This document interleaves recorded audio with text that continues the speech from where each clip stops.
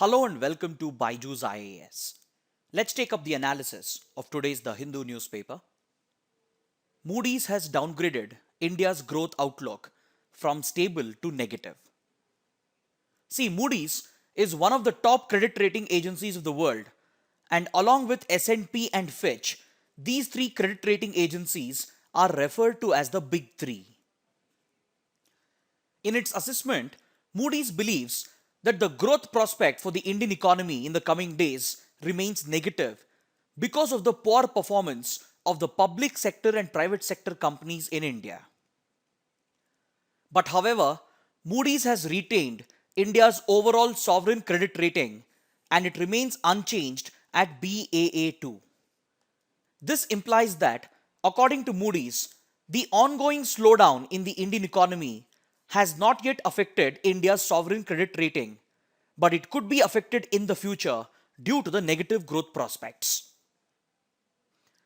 In its assessment of the Indian economy, Moody's identifies some of the impending risks. The report acknowledges some of the recent reforms that have been introduced by the government in order to revive economic growth. The report says that some of the economic reforms that were introduced over the last few months, they might have a short-term impact, but the long-term risks continue to prevail. According to Moody's, these recent economic reforms, they can only arrest the slowdown and reduce the depth and duration of the slowdown, but it cannot revive economic growth in the long term. There are three key risk factors that have been flagged by Moody's for the long-term growth prospects of the Indian economy.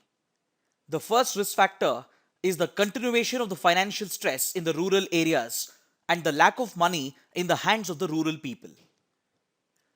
The second risk factor is the high levels of unemployment and the weak job creation in the Indian market. And the third risk factor is the credit crunch that has been caused by reduced lending by banks and financial institutions, especially by the non-banking financial companies.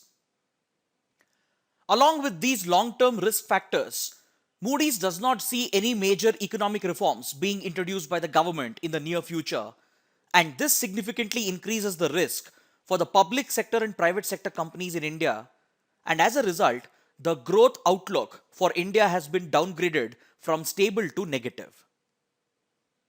But the government of India has countered this assessment of Moody's by stating that India continues to remain one of the fastest growing major economies in the world, and this has been reaffirmed by the IMF. So the government of India has made use of the growth projections provided by IMF in order to counter the assessment of Moody's. The Indian government has also stated that the fundamentals of the Indian economy continues to remain strong and key indicators such as inflation continues to remain under check. So as a result, the government expects economic growth to revive in the next financial year with the support of the economic reforms that are being introduced. Next, on page number 15, we have two related articles which will help us understand what is sovereign credit rating and how does it impact the economy of a country. See, a sovereign credit rating is basically an independent assessment of the credit worthiness of a particular country. It will basically help the investors to understand the risks that are involved in investing in the debt of a particular country. So we have independent credit rating agencies such as Moody's, S&P, Fitch, etc., which evaluate the risks associated with a particular country. They evaluate both the economic risks and as well as the political risk. Based on this assessment, they will provide a credit rating to the country. And this sovereign credit rating becomes a guide for the investor to understand the risks that are involved in investing in the debt of a particular country. Now, let's say, for example, a major private company in India goes bankrupt, and this development would be seen as an economic risk by the credit rating agencies, and they might downgrade the sovereign credit rating of the country. Or let's say, for example, the RBI or the Ministry of Finance, if they come up with a policy which is not conducive for growth, this might be seen as an economic risk by the credit rating agencies and they might downgrade the credit rating of India. So this will become a guide for the investor who is seeking to invest in India. On the other hand, let's say there has been a major political development in India which can have a positive impact on the Indian economy. For example, if a majority government has been elected, it will be seen as a positive political development by the credit rating agencies. Because a stable majority government can take better decisions. It can introduce major economic reforms. So this will be seen as a positive development and the credit rating might be upgraded. So the investor will become aware that the risk associated in investing in the Indian economy has reduced. Now let us understand how sovereign credit rating can help or affect the economy of a particular country.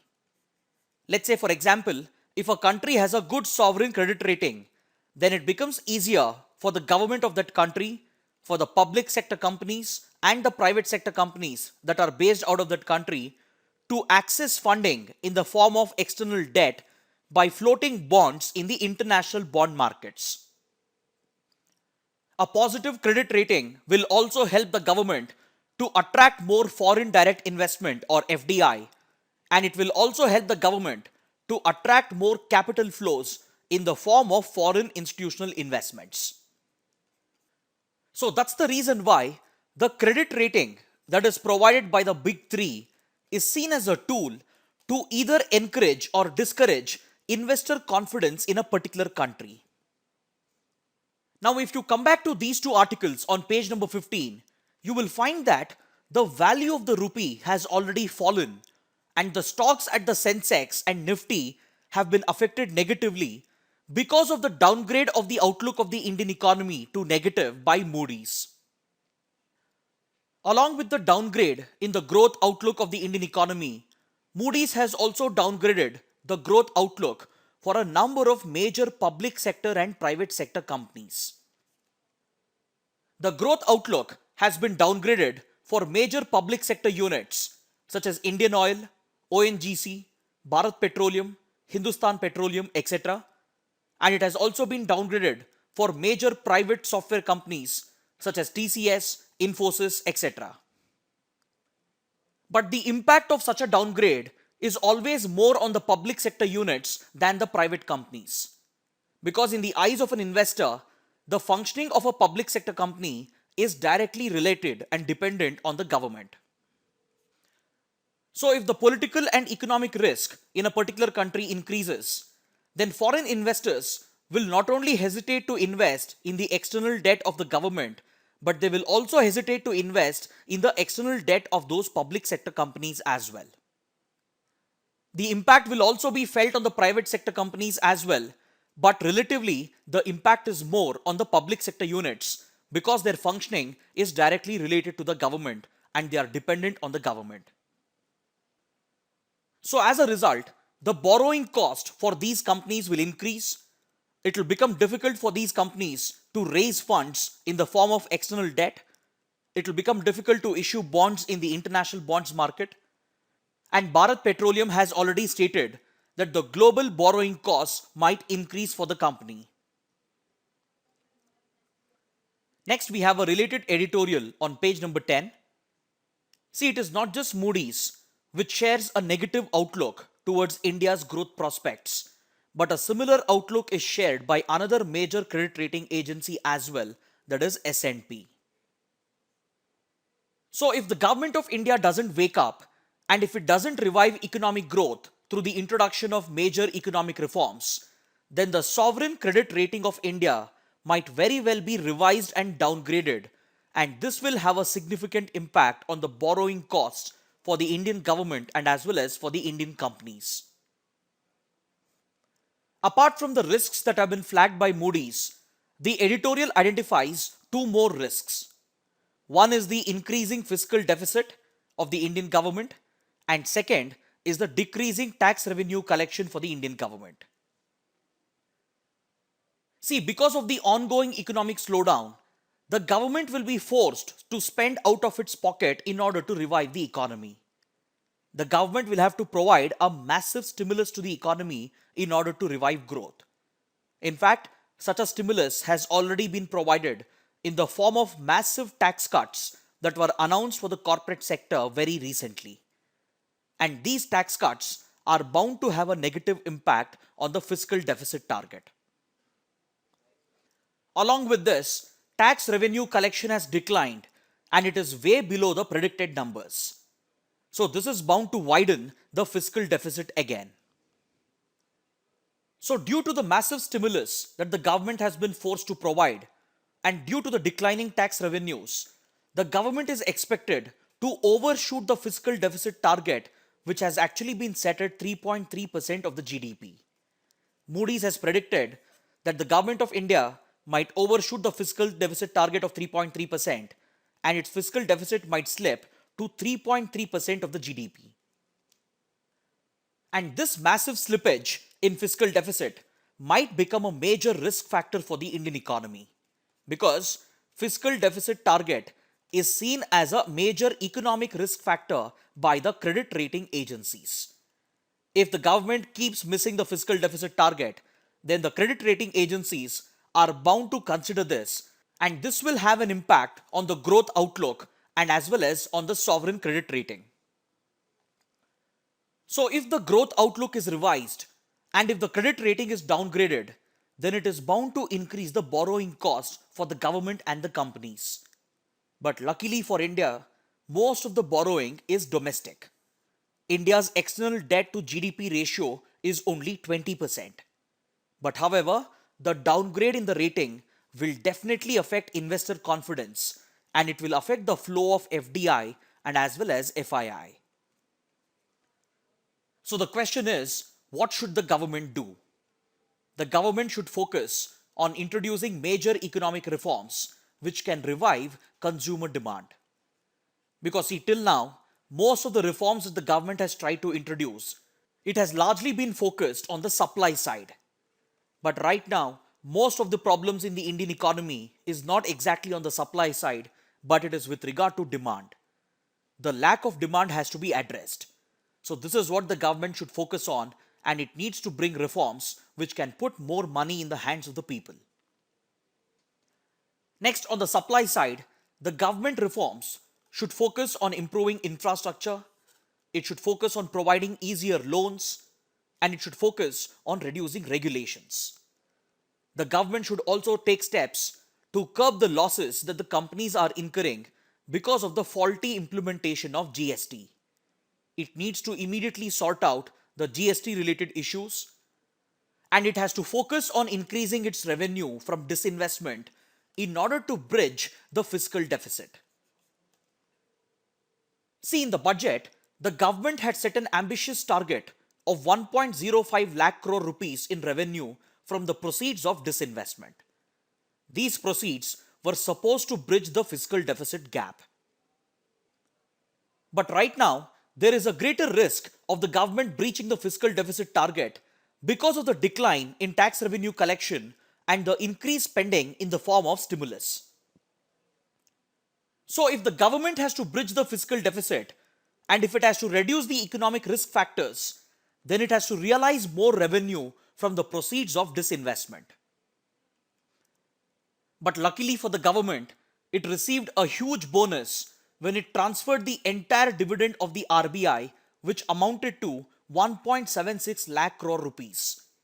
But even this bonus amount won't be sufficient to bridge the fiscal deficit gap, and hence the government should increase its revenue from the proceeds of disinvestment.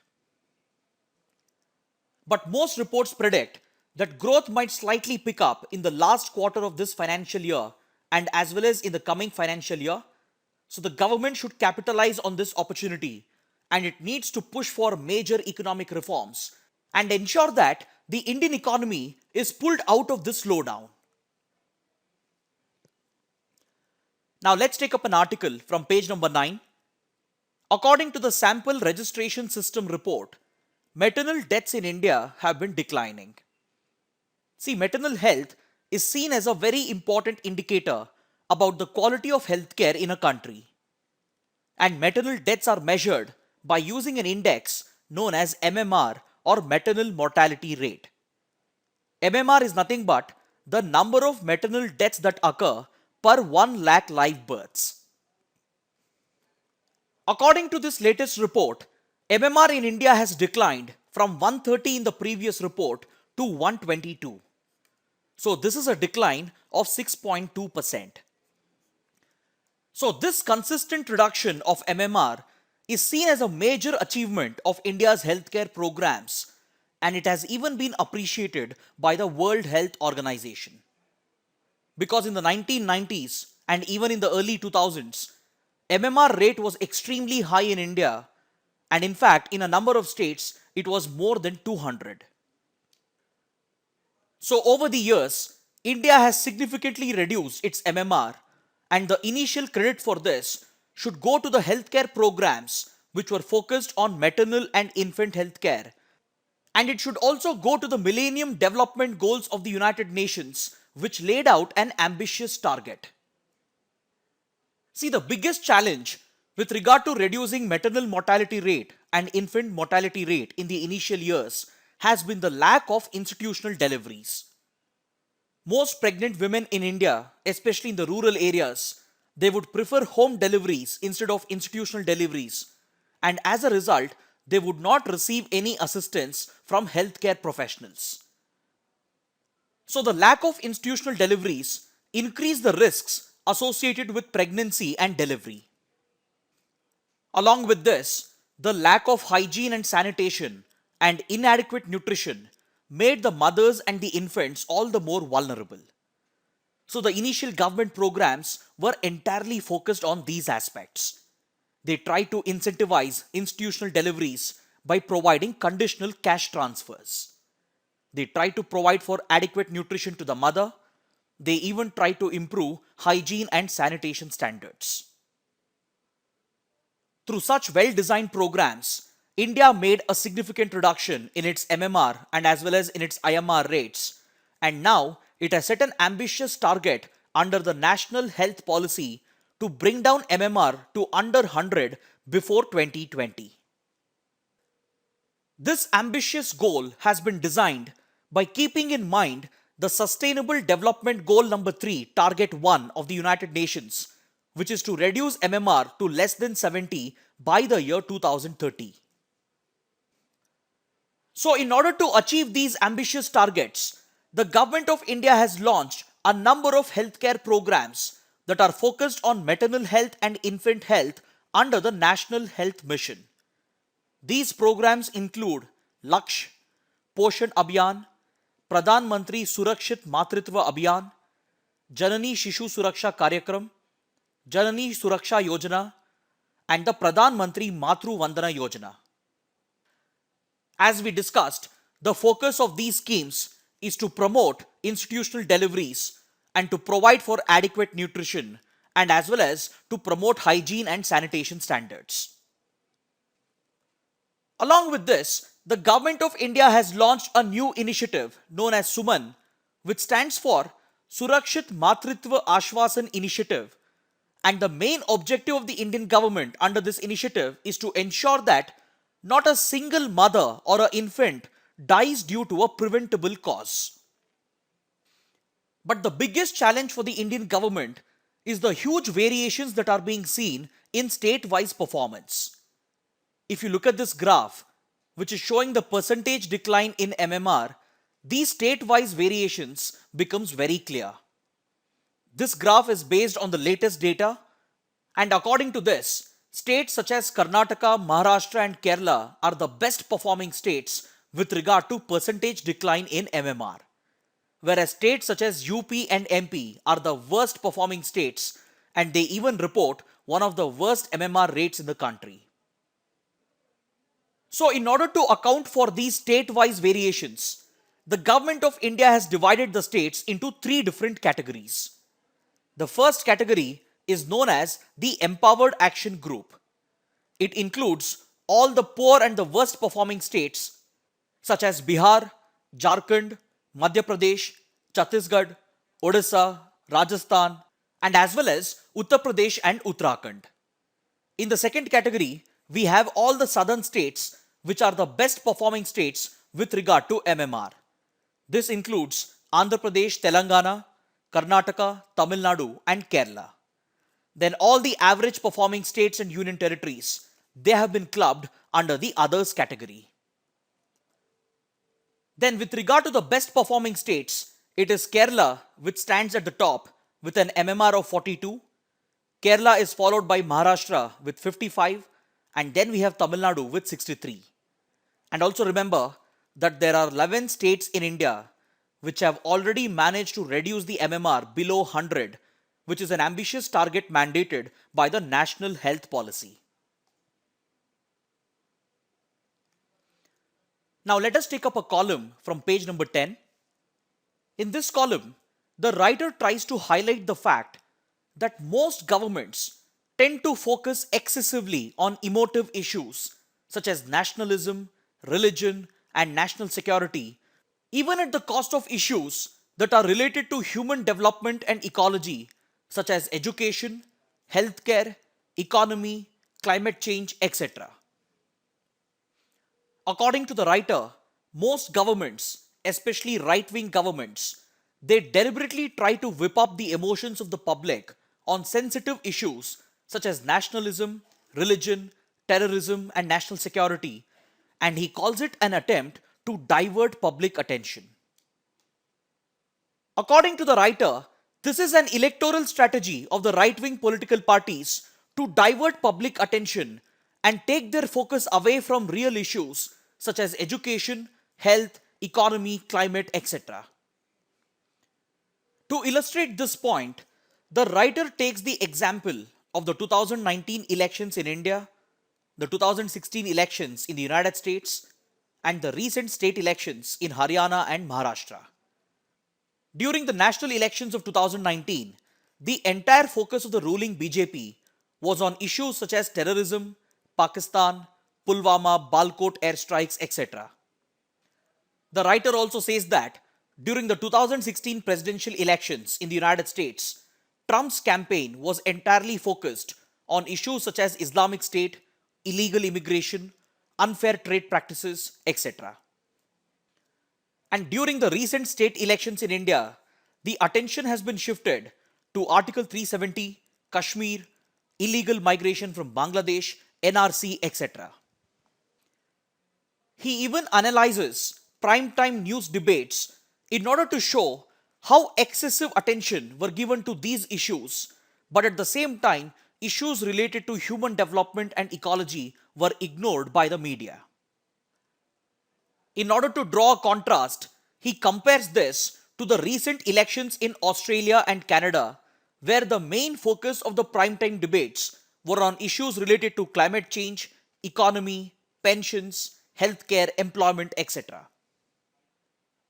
See, the reason why the writer is trying to draw our attention to this topic is because when the political parties, the media, and the public, when they are entirely focused on these issues alone, then the governments formed by these parties would be eventually forced to allocate disproportionate government resources on these issues. This in turn will reduce the allocation of government resources to the core sectors such as education and healthcare. See, for example, while the Indian government and the Indian media was focusing on terrorism, Pakistan, Article 370 and NRC, no one paid attention to the recently published Global Hunger Index. In this index, India's ranking has fallen to 102nd, and this should ring alarm bells for any concerned citizen. India's ranking in the Global Hunger Index has not only fallen consistently over the last few years, but it also reports very high levels of stunting and wasting, and India has even fallen behind countries such as Pakistan and Nepal. See, the point that the writer is trying to make is that when we as a society allow the political parties to play on emotive subjects such as religion, nationalism, and national security, then we are essentially allowing the disproportionate allocation of government resources on these subjects. So this means that the allocation of government resources for core issues and core sectors will get reduced. Next, we have a couple of articles related to RCEP. We have a column on page number 10 and we have another article on page number 13. But we have already covered the RCEP topic in detail from all the angles. So there is no need to discuss these articles again, but please go through them. So these are the only important articles in today's newspaper. So we can get started with the practice questions for today. The first question: if there is a critical shortage of an essential item such as onion in the domestic market, then what measures will the government take to increase its supply? See, please note the key word in this question is that there is a critical shortage of an essential item, which means the government has to take a few immediate steps in order to increase the supply. So with this understanding, we can clearly say that option 4 is not possible. You cannot increase production immediately. This could be a medium to long-term measure, but not a short-term measure. But all the other 3 steps can be taken by the government in order to increase the supply of an essential item immediately. The government can ban the exports, it can ease the restrictions with regard to imports, and it can even set limits for the stocks that are maintained by retailers and traders. The purpose behind setting stock limits is to prevent the practice of hoarding. So all the 3 steps can be taken. Option D is the right answer. This question has been asked because we have a related article on page number 1 and page number 13. Now let us take up the second question. Which of the following statements are correct? Infant mortality rate is the number of deaths of children under 1 year of age per 1,000 live births. Infant mortality has been covered under Sustainable Development Goal number 6 of the United Nations. The first statement is correct. This is the right definition of IMR, but the second statement is incorrect because infant mortality has been covered under Sustainable Development Goal number 3, Target 2. It is not SDG 6. So option A is the right answer. Now let us take up the third question. Which of the following statements are correct with regard to the Pradhan Mantri Matru Vandana Yojana? It was previously known as the Indira Gandhi Matritva Sahyog Yojana. It is a conditional cash transfer scheme for pregnant and lactating women. It is implemented by the Ministry of Health. The first 2 statements are correct, whereas the third statement is incorrect because it is implemented by the Ministry of Women and Child Development and not the Ministry of Health. So option C is the right answer. Now let us take up a map-based question. Which of the following statements are correct? The Sarayu river flows through Uttar Pradesh. This river is of ancient significance, finding mentions in the Vedas and the Ramayana. Both the statements are correct. Option C is the right answer. Please look at the map. This is where the Sarayu river flows in Uttar Pradesh. Basically, we have the Karnali river, or also known as the Gagra, which merges with the Mahakali river that flows along the Indo-Nepal border. At the confluence, we have the Sarayu river, and Ayodhya is located on the banks of the Sarayu river. And this river is of ancient significance. It has been mentioned in a number of ancient religious texts. Now let us take up a practice question from the 2019 prelims paper. What is common to the places known as Aliyar, Isapur and Kansabati? The correct answer is option D. All the 3 places have a water reservoir. Finally, let's take up a couple of mains practice questions. The first question: how does sovereign credit rating affect a country's economy? The second question: discuss India's progress in reducing MMR. What measures have contributed to its success? So kindly write an answer to these questions and post them in the comment section below. So this concludes our discussion for the day. Thanks for watching.